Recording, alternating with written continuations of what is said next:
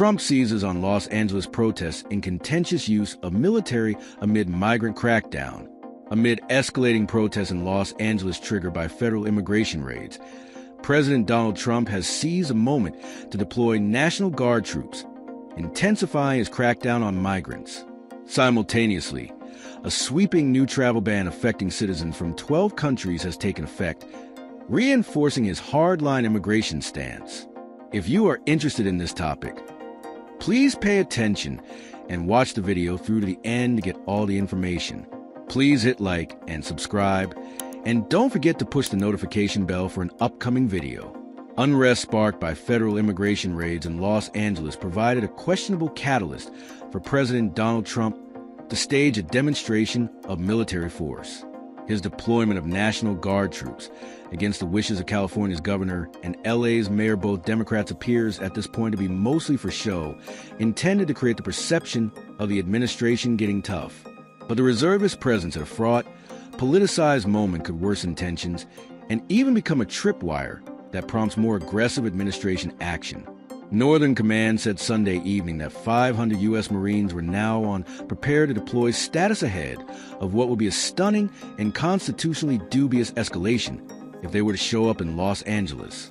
Trump wrote on Truth Social on Monday, "Looking really bad in L.A. bringing the troops." The president did not specify whether he was talking about National Guard reservists or active duty soldiers, but his post cemented an impression that the administration is seeking a confrontation, which would pose fresh questions about Trump's aggressive use of presidential power.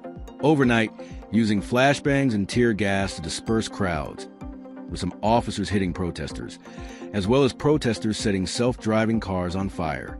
Police have declared all of downtown Los Angeles an unlawful assembly area after arresting dozens over the weekend. Trump's rhetoric suggests he's eyeing political objectives that go beyond the immediate situation in Los Angeles, which, compared with historical precedents, hardly seems to justify a unilateral presidential intervention. He is delivering a warning to Democratic jurisdictions nationwide that oppose his deportation moves. And he's not simply demonstrating his desire to militarize his crackdown on undocumented migrants, which he promised in the 2024 campaign despite legal constraints. He's implying he'll use the military, specifically the National Guard, to act against protest and dissent, a prospect that is troubling in a democratic society. Trump's move on Saturday is also a hint that he's willing to trample tradition and potentially constitutional limits down the line, and that he wants to exploit what Republicans see as Democratic weakness on public order. And it buttresses the authoritarian image-making of a strongman commander-in-chief who ended last week ringside at a UFC fight, and who will cap this week with tanks rumbling to the Capitol on his birthday at a parade ostensibly marking the Army's 250th anniversary. Trump barges in on California's problem. Trump gave the order to send 2,000 National Guard troops to Los Angeles after several days of protests and unrest following immigration and customs enforcement raids that netted dozens of arrests. White House Press Secretary Caroline Leavitt said Saturday night that the move was necessary because of the failure of California authorities to protect federal immigration officials and their own citizens. CNN's Priscilla Alvarez and Betsy Klein reported that White House officials first decided to rush federal agents and resources to Los Angeles to protect ICE agents and guard one of the federal buildings where protests gathered. On Saturday evening, the decision was taken to send in the Guard. Despite the heated rhetoric of administration officials and Republican lawmakers on Sunday, however, there were few signs that disorder is raging out of control or that local authorities cannot cope.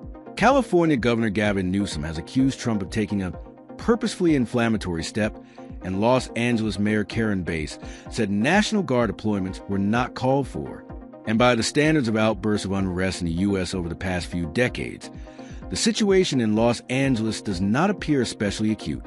On Sunday, National Guard troops took up positions in 3 locations in Los Angeles, in what appeared to be the first instance in decades of reservists being deployed by a president without coordination with a governor.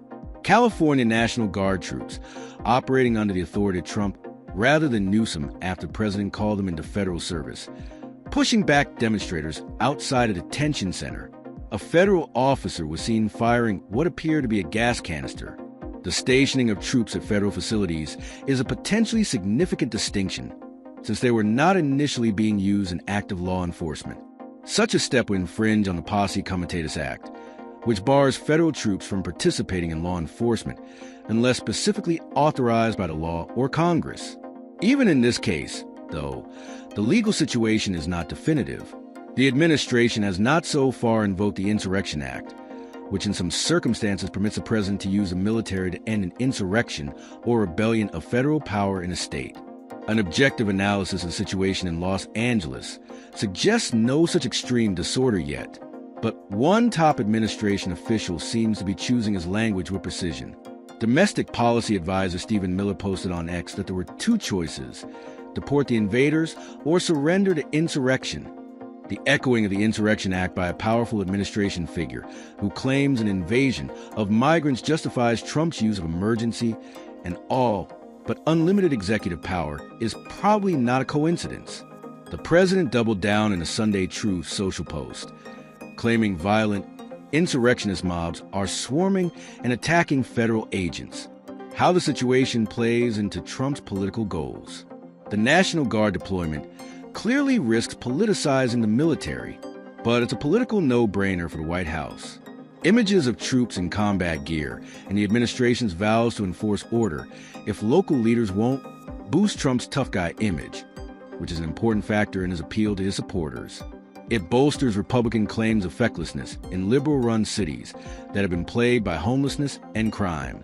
By sending troops in over Newsom's head, Trump escalates his feud with the governor, who is one of the most prominent national Democrats at a time when Trump is threatening to pull federal funding to the state. This may also serve as a warning to other blue states that they could see the militarization of the deportation program if they don't cooperate. Then there's the distraction factor.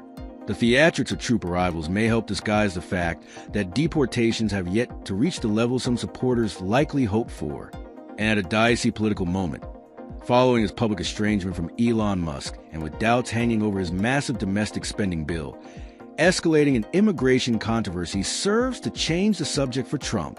Immigration has long been one of his reliable political havens. Still, a new CBS poll Sunday showed that while a majority approve of Trump's goals on the issue, 56% fault his approach. Republicans drive home political message. Top Republicans were quick to back Trump's California moves after days when Washington was consumed by the president's psychodrama with Musk. You have a very weak, lawless-leaning governor in Governor Newsom, who's not enforcing the nation's laws, Republican Senator. Markwayne Mullin of Oklahoma told CNN's Dana Bash on State of the Union. He went on, "The president has made it very clear. If the governor or the mayor of the city isn't willing to protect the citizens of a state or the city, then the president will." Another Republican senator, Ron Johnson of Wisconsin, had few concerns about using National Guard troops. "You provide massive manpower to prevent violence," he told Bash. "It would be nice if Democrat politicians wouldn't keep stirring it up and keep asking people to go out there and protest against lawful law enforcement actions. That's kind of hard to stomach." Oklahoma's other Republican senator, James Lankford, said on NBC's Meet the Press that Trump is trying to de-escalate all the tensions by sending troops. Democrats, however, lashed out at Trump's move. "My concern, of course, is that this inflames the situation and that he is hell-bent on inflaming the situations." Minnesota Senator Amy Klobuchar said on CBS, "Face the nation. Individual governors look at their states. They make decisions," Klobuchar said. But in this case, the president, time and time again, has shown this willingness to, 1, violate the law, as we've seen across the country in many different situations outside of the immigration context, and 2, inflame situations.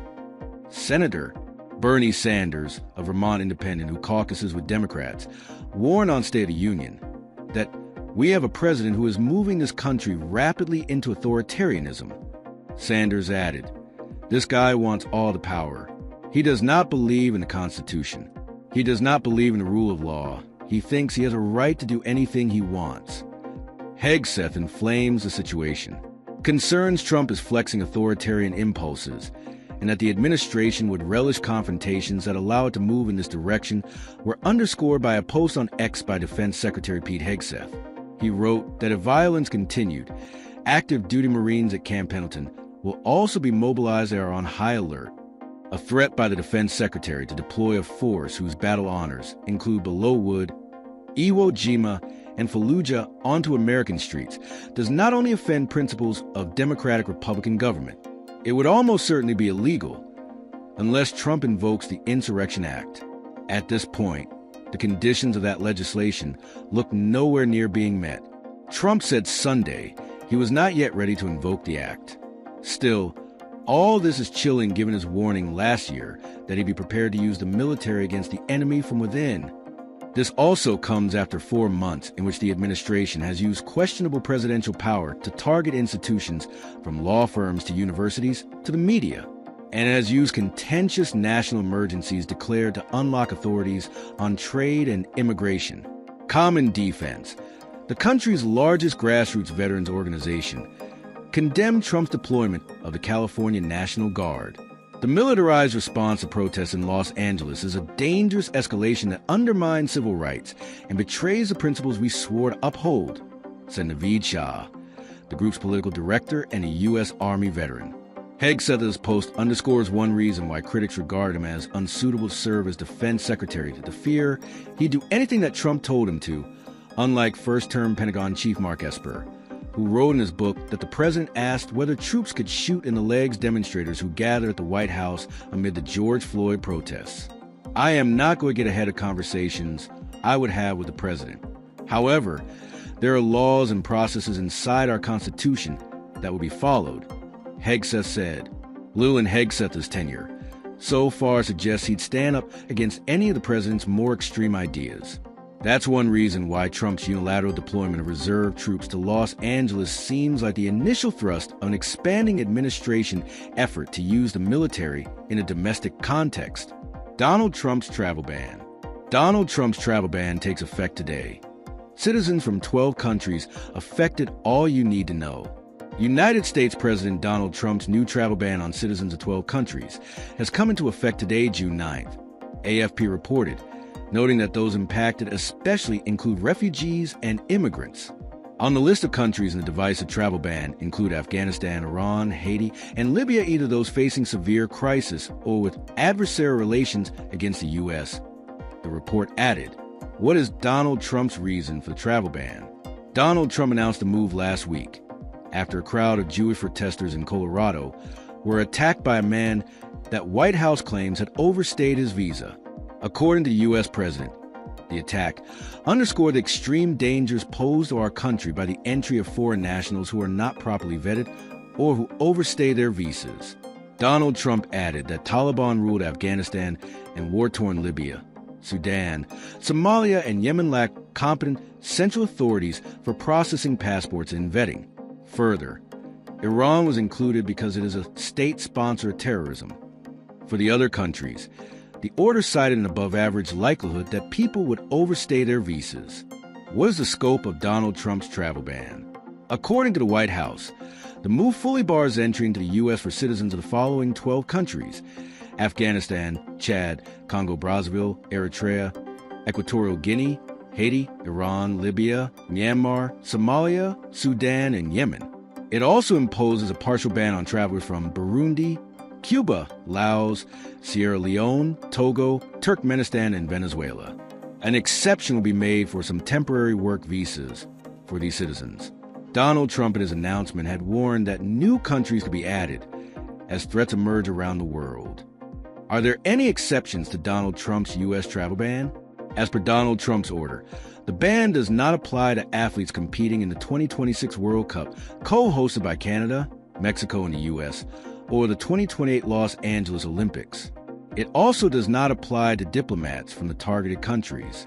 According to an AP report, the new ban does not revoke visas previously issued to people from countries on the list. However, if applicants find it hard to meet the narrow criteria for exemption to the ban, their application will be rejected from today, June 9th. Travelers with previously issued visas should still be able to enter the U.S. even after the ban takes effect. Trump's actions, both domestic military deployment and international travel restrictions, underscore his aggressive immigration agenda. While supporters hailed him as necessary for national security, Critics warn of creeping authoritarianism and erosion of constitutional checks. Trump seizes on Los Angeles protests in a continuous use of military amid migrant crackdown.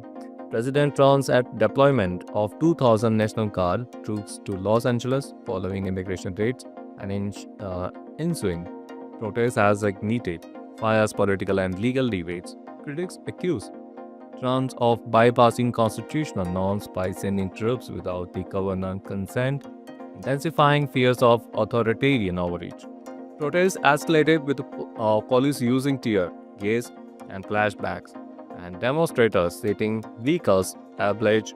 Trump's rhetoric suggests broader ball, intimidating Democratic-led state and portraying a tough stance on immigration. Defense Secretary had said threat to a mobilized active duty.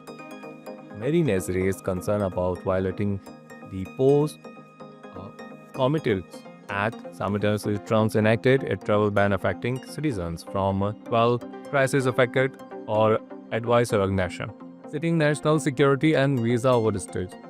The ban includes full and partial restrictions with the expansion for diplomats and athletes in a global sporting events. While the administration claims legal grounds under the Insurrection Act, critics, including lawmakers and veterans groups, warn the move threatens civil liberties and democratic institutions, reinforcing Trump's image as a strongman leader willing to use military force domestically.